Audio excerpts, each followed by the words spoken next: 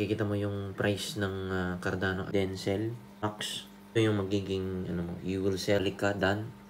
Then naging 0-0 na yung mo dito. Good morning.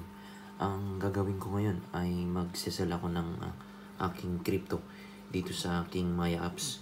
So i-click mo yung crypto dito. Then makikita mo yung 752. Ang isa-sell ko ay Cardano ADA. Ito ang isa-sell ko ngayon. So paano tayo mag-sell ng Cardano sa ating Maya apps? So pinindot mo na yung crypto sa inyong Maya. Then i-click mo itong view transaction history. Yan, makikita mo yung transaction history ko dito.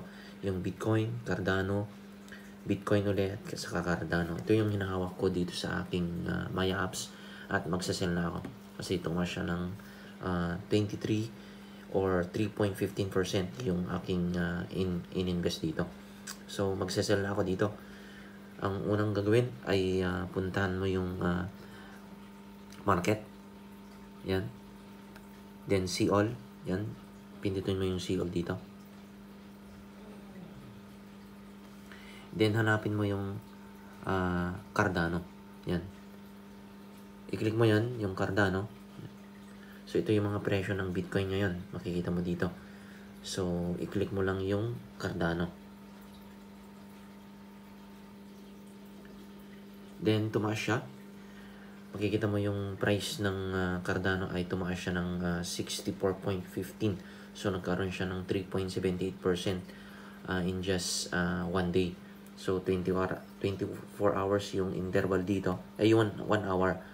So nagkaroon siya ng 3.78%. So isa-sell ko na ngayon. Punta mo sa baba.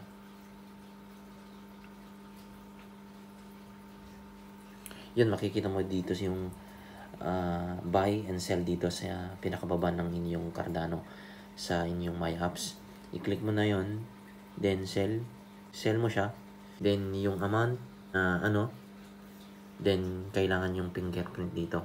Fingerprint mo siya kasi naka-setting yung security ko dito.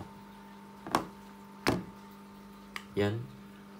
Then ita-type mo yung dito, yung amount na ibebenta mo. So meron siyang 25% at saka yung so ima-max ko na siya. Max. Then ito yung magiging you will sell 11.91 Cardano. Then continue. Sell now. Yan. Makikita mo yung sell. So na-sell na natin. Well done. Then balik ka, done. Then naging 0-0 na yung mo dito sa inyong Cardano. So balik ka, then makikita mo na yung balance mo na 811.81. Ganoon lang kasimple yung pag-sell natin ng ating Cardano sa Maya Apps. Napakasimple at kumikita ka ng dito. Konti lang in-invest ko dito. So susunod na ko ay lalakihan ko yung investment ko dito sa aking Maya Apps.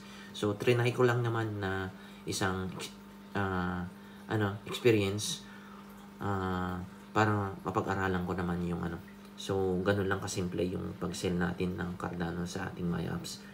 Maraming salamat guys at bigyan ng dadagdagan ulit sa susunod na video ko. Thank you. Salamat.